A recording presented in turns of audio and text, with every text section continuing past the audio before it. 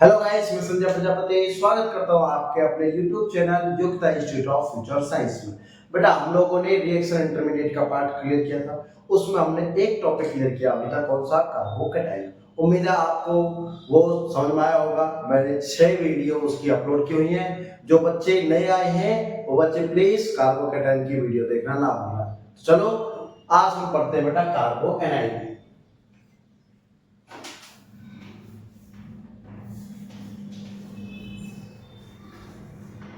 But आज most important topic, जैसा कि मैं बार बताता हूं, एग्जाम में क्वेश्चन तो आते ही आते हैं। ओके, कार्बोएनाइन।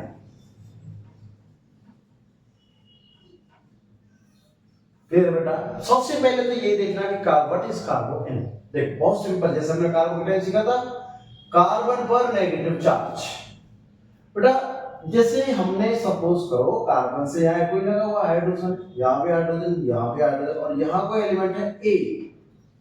अगर मैं ये कह दूं कि electronegativity of carbon is greater than A, electronegativity जो बेटा कार्बन की है वो ए से ज्यादा है, तो इलेक्ट्रोनेगेटिविटी होती क्या है? Attraction of electron towards itself, अपनी तरफ इलेक्ट्रॉन को खींचना। तो क्या ये अपनी तरफ इस इलेक्ट्रॉन को अपनी तरफ खींचेगा? दो जो इलेक्ट्रॉन है बेटा, वो ये बॉन्ड जो बना है ए और सी की शेयरिंग से बना है। तो कार्बन क्या है? इलेक्ट्रोनेगेटिव है, और इलेक्ट्रॉन को अपनी तरफ खींचेगा। तो क्या वो इसके इलेक्ट्रॉन को भी अपनी तरफ इस तरीके से खींचेगा? और जैसे ही यहां पर इलेक्ट्रॉन खींचेगा तो बेटा बनेगा क्या? एच, यहां पर नेगेटिव चार्ज प्लस में a positive. This is the carbanion. क्या बेटा?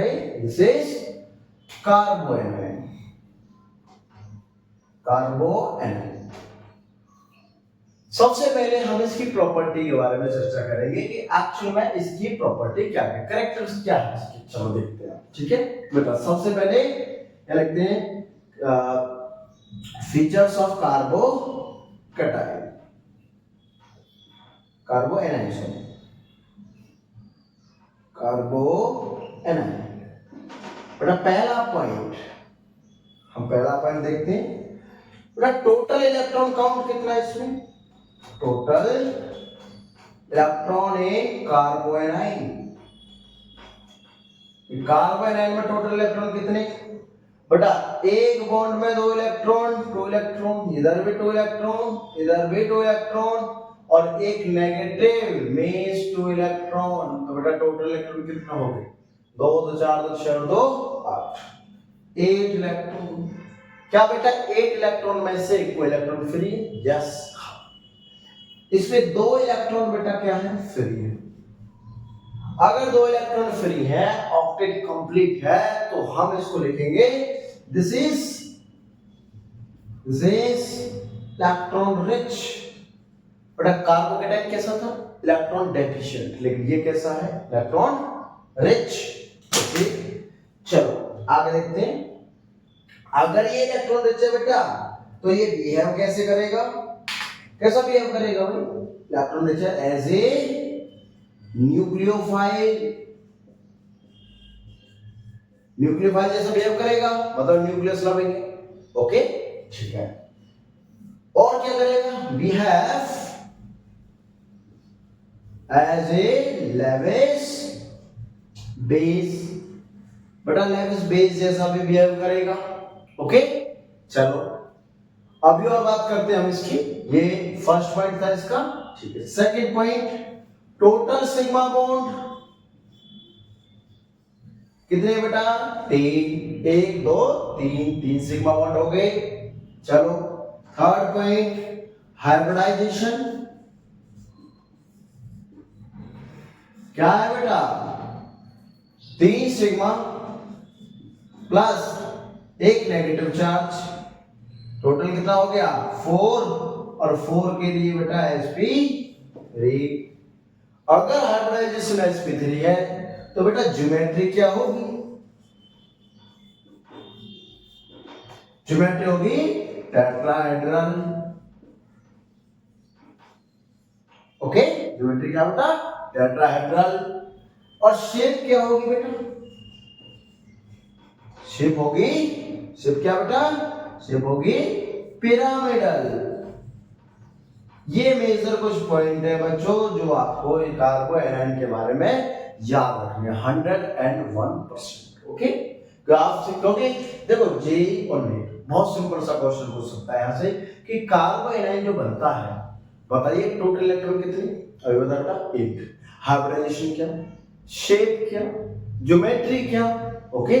और यहाँ पर पूछ सकता है कि वो एज ए न्यूक्लियोफाइल बिहेव कर सकता है या फिर वो एज ए इलेक्ट्रोफाइल बिहेव कर सकता है। तो आपको याद रखना इलेक्ट्रॉन रिच मतलब वो एज ए न्यूक्लियोफाइल और लेवेज बेस। चलो आगे बात करते हैं इसकी प्रिपरेशन की।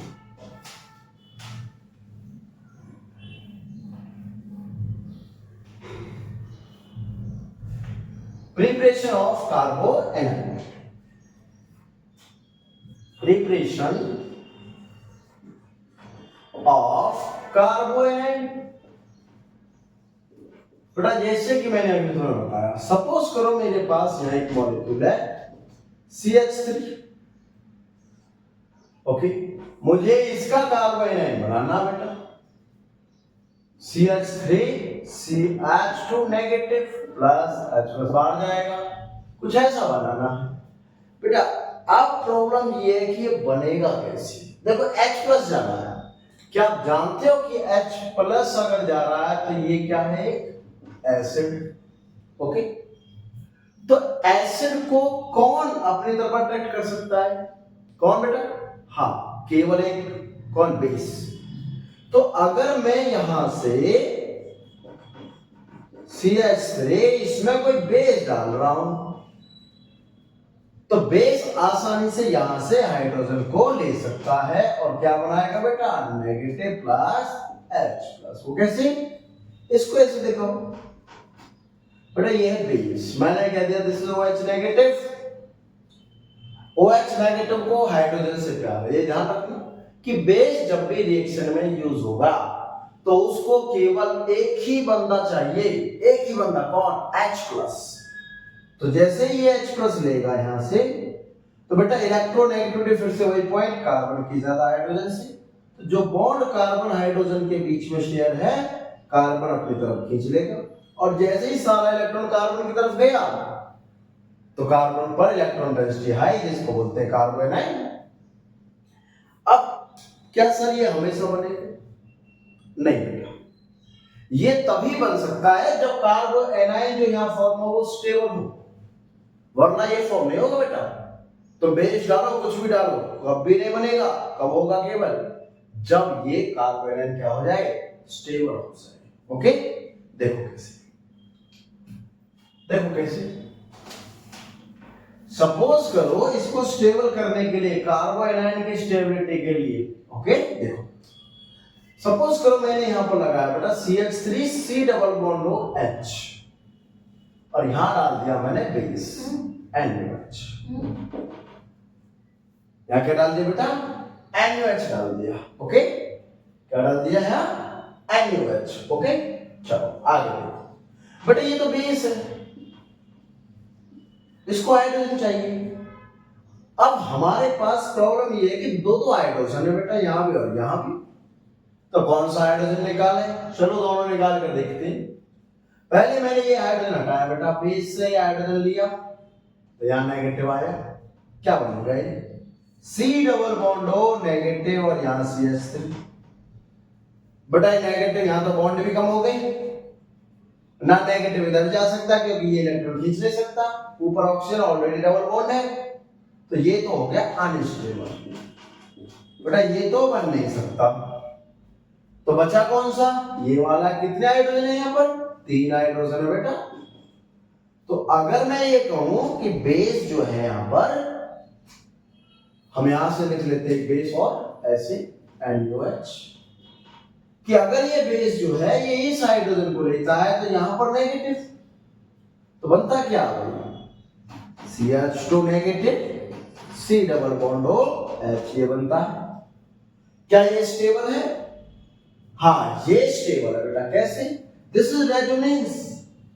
ये डबल बॉन्ड यहां बनाएगा क्योंकि ये कार्बन खींचेगा और ये वाला ऑक्सीजन अपनी तरफ अट्रैक्ट करेगा, क्योंकि ऑक्सीजन तो चाहता है एक इलेक्ट्रॉन मिले, और मिले तो कहां से मिलेगा उसको, कार्बन से। क्या बनेगा बेटा, कैसा बन जाएगा, CH2 double bond O negative H, this is stabilised, clear.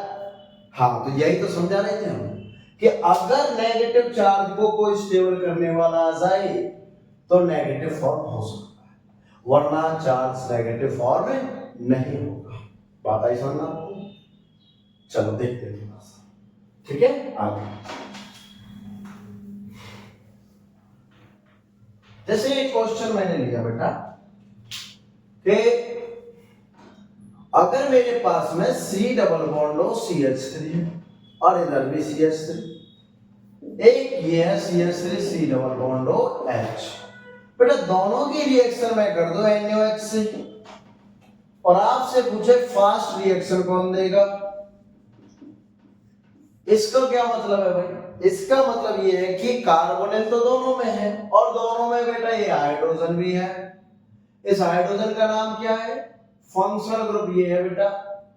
Functional group से नेक्स्ट कार्बन आ रखा है अल्फा कार्बन, तो यहां भी अल्फा, तो ये भी अल्फा हो गया बेटा, ओके। और अल्फा कार्बन पर जो भी हाइड्रोजन रहेगा that is called alpha hydrogen. तो ये दो तीन क्या है, अल्फा हाइड्रोजन, ये भी तीन क्या बेटा, अल्फा हाइड्रोजन। तो क्या कह सकता हूं कि बेस को किससे मतलब है, अल्फा हाइड्रोजन चाहिए। अब देख रहे हैं कौन जल्दी निकालेगा बेटा, यहां इसके पास 50-50 चांस और यहां इसके पास 100% चांस। यहां एक ही डायरेक्शन में जाएगा या दो डायरेक्शन लगेंगे, या ये कह सकते हैं कि अगर यहां से ये बेस अगर इस H को निकाल दे, एक H को निकाले तो बेटा यहां नेगेटिव आएगा, क्या बनेगा CH3 डबल बॉन्ड हो CH2 नेगेटिव। और अगर यहां से H को निकालता है तो ये वाला बनेगा CH2 negative C double bond OH। मुझे ये देखना कि दोनों में से स्टेबल कौन। देखो अगर ये वाला इधर की तरफ डोनेट करता है तो ये प्लस आई इफेक्ट लगाएगा, मतलब इसको इलेक्ट्रॉन देगा। अगर इलेक्ट्रॉन देगा तो इस कार्बन को इधर से लेने की जरूरत कम पड़ेगी। बट इस केस में अगर ये डोनेट करेगा इधर तो ये वाला तो कोई इफेक्ट ही नहीं लगा रहा हाइड्रोजन, जब उधर से इलेक्ट्रॉन मिल ही नहीं रहा इसको, तो क्या ये कार्बन इसको इलेक्ट्रॉन दे सकता आसानी से, क्योंकि इसको तो जरूरत है तो ये ऑक्सीजन को दे दिया इसने। और बेटा ये बन गया more stabilized as compared to this molecule. तो हम लिखेंगे कि aldehyde as more reactive as compared to ketone. Point है बेटा, aldehyde are more reactive than ketone। Clear है भाई, एल्डिहाइड ज्यादा रिएक्टिव होता है किससे, कीटोन से। तो हम कहां से निकालेंगे हाइड्रोजन, एल्डिहाइड से निकलेगा। बोलो क्लियर हुआ, दैट इज कार्बो एनाइन फॉर्म हुआ। चलो आगे देखते हैं, एक और देखते हैं अभी।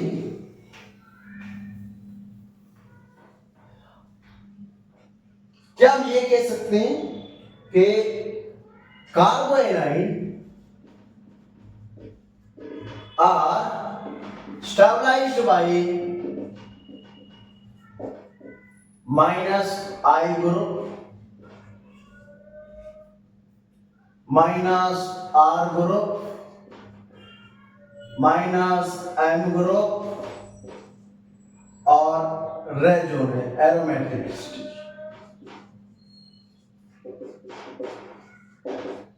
सबके एक एक एग्जांपल लेते हैं बेटा कि कौन कब स्टेबल रहेगा क्यों रहेगा। देखो अभी हमने आई वाला देख लिया बेटा, अब देखते हैं आर वाला। जैसे सपोज करो मेरे पास ये एक मॉलिक्यूल है और यहां पर है बेटा CH3, एक बार बेंजीन में लगा हुआ है OCH3 और बेटा एक बार यहां पर लगा हुआ है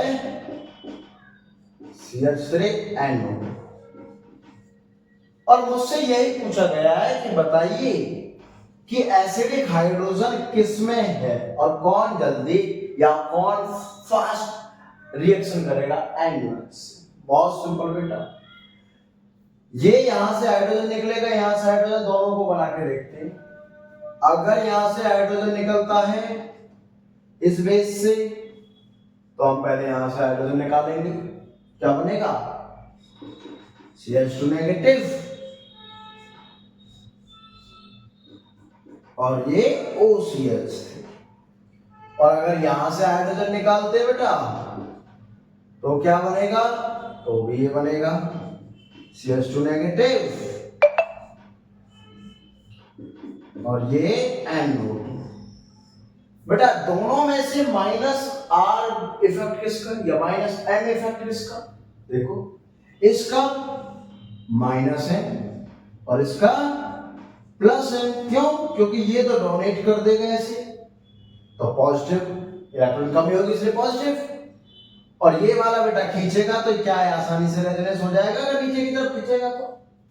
ये NO2 क्या करेगा? NO2 अपनी तरफ इलेक्ट्रॉन खींचेगा, इसको ऐसा लिख दूं,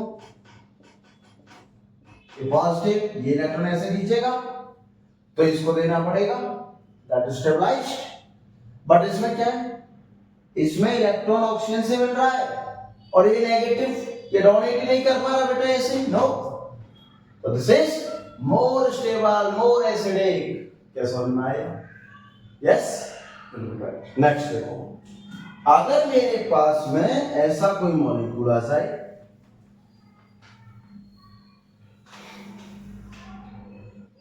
एक मॉलिक्यूल लाइक दिस, ओके, और एक मॉलिक्यूल लाइक दिस,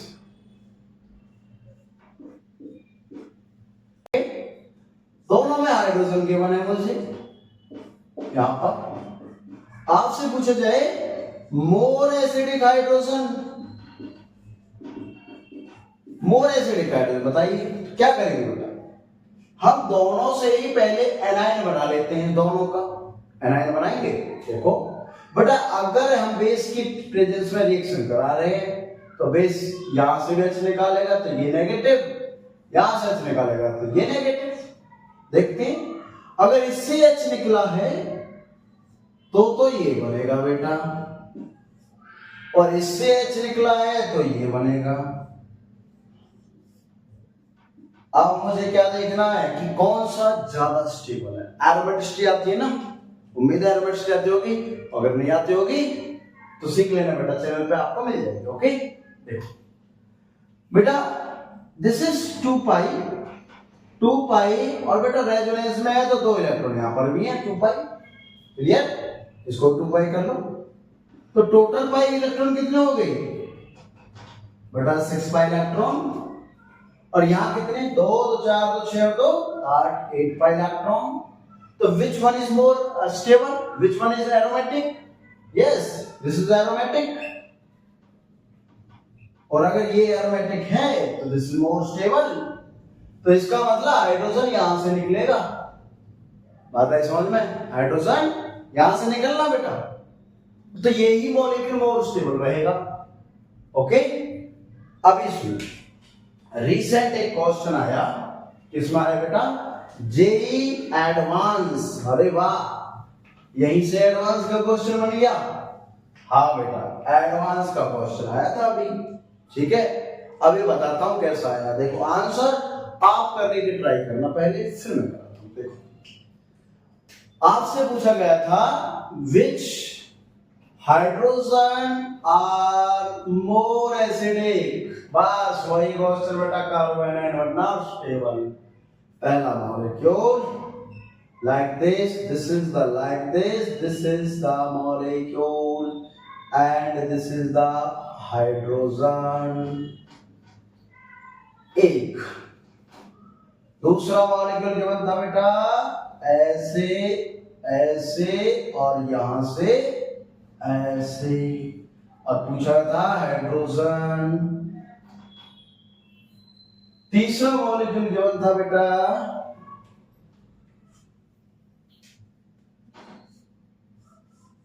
ऐसे ऐसे ऐसे और ये ऐसे।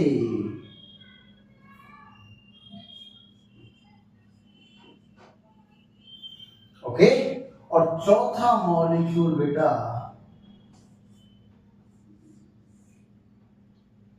ऐसे ऐसे ऐसे और ये ऐसे। पूछा था मोर एसिडिक हाइड्रोजन बताइए। 1 2 3 4। बेटा एडवांस में इसी साल 2025 का जो एडवांस हुआ ना, उसमें ये क्वेश्चन पूछा था कि एसिडिक हाइड्रोजन बताइए। बहुत सिंपल होता, आपको हाइड्रोजन निकाल कर कार्बोनाइट बनाना पहले, उसके बाद वो देखना है कि वो स्टेबल है या फिर नहीं, चेक कर। बेटा अगर ये हाइड्रोजन निकले तो यहाँ नेगेटिव चार्ज कंसीडर होगा, जो कि रेजोनेंस में पार्टिसिपेट नहीं कर रहा, पहला ऑप्शन गलत। यहां से हाइड्रोजन निकल नहीं सकता बेटा, क्योंकि डबल बॉन्ड से लगा डायरेक्टली, स्ट्रॉन्ग बेस चाहिए बहुत ज्यादा, हाइड्रोजन निकल नहीं सकता। ओके, तीसरा बेटा यहां से अगर हाइड्रोजन निकल जाए तो बेटा रेजोनेंस तो है, इधर ये इधर और ये इधर, और जैसे ही ये बनेगा तो इसका मतलब ये बनना चाहिए मॉलिक्यूल नेगेटिव, इधर बॉन्ड और इधर बॉन्ड, और ये लाइक दिस। बेटा क्या ये एरोमेटिक नेचर का है क्या? नहीं, रेजोनेंस है बट एरोमेटिक नहीं है। ठीक है, क्या है बेटा इसमें? रेजोनेंस तो है बट एरोमेटिक नहीं है, कॉन्जुगेशन भी था। ओके, इस क्वेश्चन को देखते हैं, हो सकता है यही आंसर है हमारा, क्योंकि लास्ट बचा तो यही बेटा, आंसर तो यही है। देखो कैसे, अगर ये हाइड्रोजन जाता तो बेटा यहाँ नेगेटिव, और यहाँ नेगेटिव अगर आता है तो क्या ये कुछ ऐसा बनेगा?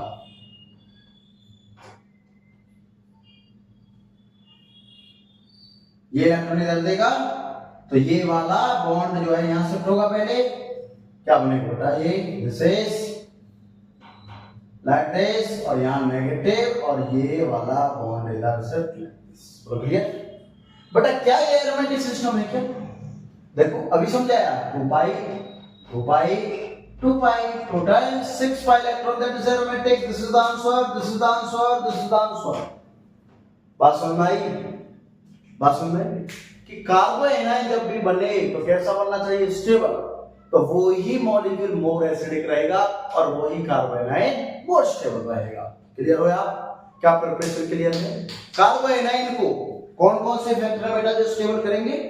कार्बन एनायन को पहला फैक्टर जो ज्यादा से ज्यादा स्टेबल करेगा, एरोमेटिसिटी। दूसरा फैक्टर उसको जो स्टेबल करने वाला है बेटा, -n। तीसरा फैक्टर जो उसको स्टेबल करने वाला है, -i। ओके, तो ये चीजें ध्यान रखनी है। ठीक है, चलो आगे देखते हैं। अब हम पढ़ेंगे कार्बन एनायन की प्रिपरेशन। तो चलो देखते रहे, कर रहे हैं, लेकिन रिएक्शन भी देखते रहेंगे, साथ में रिएक्टिविटी भी देखते रहेंगे। ओके, जैसे कार्बो एनायन में पढ़ेंगे क्या क्या बेटा? कार्बो एनायन सबसे पहले पढ़ेंगे बेटा ग्रिग्नार्ड रिएजेंट। बहुत अच्छा है, बहुत इंपॉर्टेंट है ग्रिग्नार्ड रिएजेंट। दूसरा हम पढ़ेंगे इसमें एल्डोल रिएक्शन।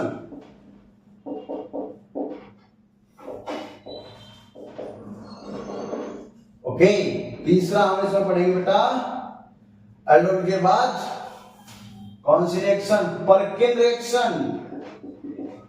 बेटा इन दो रिएक्शन की मैंने मात्र 5 सेकंड का आंसर की ट्रिक दी हुई है, आप मेरी वीडियो का शॉर्ट देख सकते हो, मिल जाएगा। ठीक है, फोर्थ बेटा क्लासिन रिएक्शन।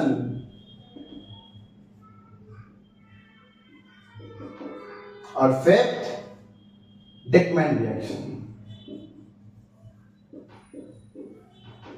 ये 5 रिएक्शन हम पढ़ने वाले हैं। ओके, लेकिन 5 रिएक्शन हम करेंगे कब?